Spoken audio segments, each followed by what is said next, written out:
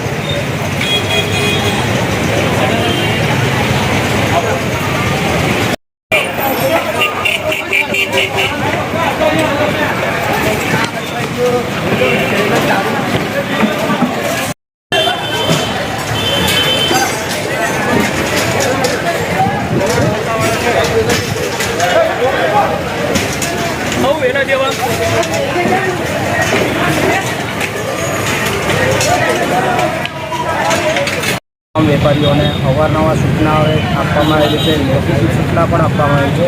તેમ છતાં તેઓ દ્વારા જે મુજબ એમનો સામાન મૂકવાની સલાહ આપવામાં આવે છે એ પ્રમાણે ના કરતાં ફૂટપાથ પર મૂકવામાં આવે છે, રિપેરિંગ કરવામાં આવે છે। એને લીધે રાહદારીઓને દુકાનદારોને તકલીફ પડે છે। એને ધ્યાને લઈને હાયર લેવલથી પણ સૂચના છે, અહીંના અત્રેના નાગરિકોની પણ સૂચના છે, એને ધ્યાને લઈને આ કામગીરી કરવામાં આવેલી છે।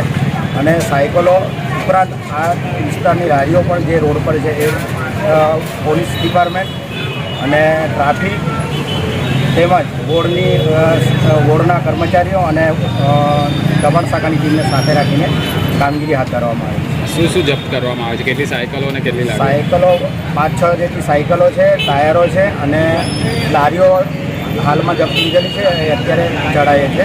3-4 લારીઓ હાલમાં